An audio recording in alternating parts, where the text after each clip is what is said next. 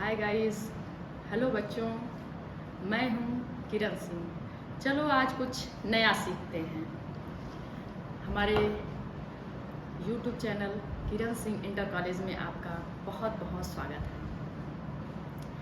एक समय की बात है कि एक महात्मा होते हैं जो कुटिया में तपस्या करते रहते हैं और वहाँ से कहते हैं उनको नगर भ्रमण की इच्छा होती है।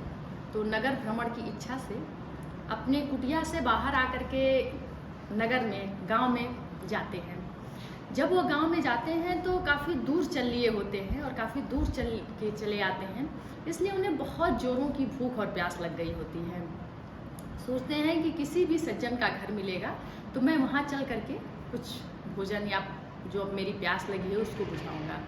काफ़ी दूर चलने के बाद उन्हें एक घर दिखाई देता है, जहाँ पर वे जाते हैं और आवाज़ लगाते हैं कि यदि घर के अंदर कोई है तो मुझे थोड़ा सा पानी और थोड़ा भोजन मिल जाए। काफ़ी देर आवाज़ लगाने के बाद अंदर से एक महिला आती है और वो कहती हैं कि आप यहाँ से तुरंत हमारे दरवाजे से चले जाइए, नहीं तो यदि मेरे पतिदेव जी ने देख लिया, यदि मेरे पति ने देख लिया तो बहुत क्रोधी स्वभाव के व्यक्ति हैं, ठीक नहीं होगा। वो व्यक्ति महात्मा जी कहते हैं कि ठीक है, तुरंत चला जाऊंगा, लेकिन यदि थोड़ा पानी मिल जाए, मेरी प्यास बुझ जाए तो बड़ा अच्छा होगा।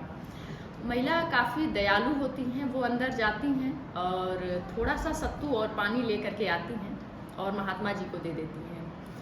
और देती हैं, लेकिन जाते जाते फिर से चेतावनी दे जाती हैं कि तुरंत फ़ौरन यहाँ से चले जाइएगा। महात्मा जी को काफ़ी भूख और प्यास दोनों लगी रहती है, तो जैसे उनके हाथ में सत्तू और पानी आता है तो सोचते हैं कि पानी और थोड़ा सा पी लेता हूँ फिर चला जाऊँगा। जैसे वो सत्तू घोर करके और पीने की कोशिश करते हैं, जैसे ही मुंह के पास लगाए होते हैं, वैसे ही उस महिला के पति आ जाते हैं और अपने दरवाजे पे महात्मा को देख करके एकदम तुरंत क्रोधित हो जाते हैं और आग बबूला होकर के बहुत उनको अपशब्द, ढोंगी और बहुत सारी शब्दों का प्रयोग करते हुए बहुत उनको उल्टा पुल्टा बोलने लगते हैं। महात्मा सत्तू पीते हैं, मुस्कुराते रहते हैं और थोड़ी देर के बाद मुस्कुराते हुए वहाँ से उठ करके जाने लगते हैं। वह व्यक्ति सोचता है कि बड़ा विचित्र आदमी है, मैंने इसको इतना अपशब्द कहा, इतना उल्टा पुल्टा कहा, लेकिन अभी तक ये मुस्कुरा रहा है। जाने लगे, आदमी को रहा नहीं गया, वो जा करके उनको सामने से रोक लिया महात्मा जी को और पूछा कि क्या बात है, मैं आपको इतना अपशब्द कहा और आपने कुछ भी एक शब्द न कहा और ऊपर से मुस्कुरा रहे हैं। महात्मा जी ने कहा कि कुछ नहीं, बस ऐसे ही, और फिर आगे बढ़ने लगे, लेकिन व्यक्ति कहाँ मानता, फिर भी उससे नहीं रहा गया। उन्होंने आखिरकार उस व्यक्ति ने महात्मा जी को सामने से रोका और पूछा कि मुझे कारण बताइए।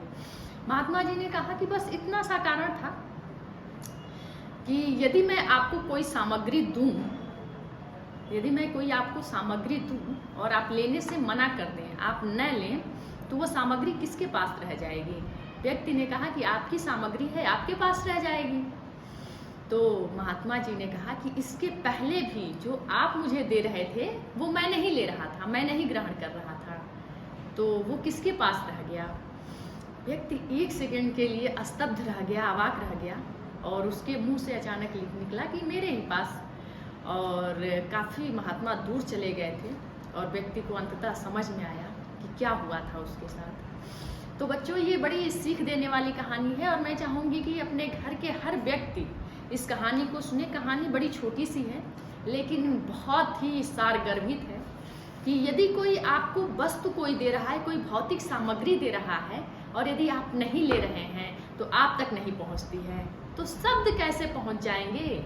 जिसके शब्द हैं उसी के पास रहेंगे। कोई दूर रहता है तो भी हम उसको शब्दों के द्वारा इंगित करते हैं, तो कैसे वो शब्द उसके पास पहुंच जाएंगे? संभव नहीं है ना। तो ये सीख आप आज लोग जरूर अपने जीवन में धारण करिएगा बच्चों, कि यदि कोई वस्तु हमारे पास तक किसी की दी हुई नहीं आ सकती, यदि हम न लेना चाहें, यदि हम उसको स्वीकार करना न चाहें, तो किसी के दिए हुए अपशब्द हमारे पास तक कैसे आएंगे? यानी कि नहीं आ सकते। चलिए इसी के साथ धन्यवाद।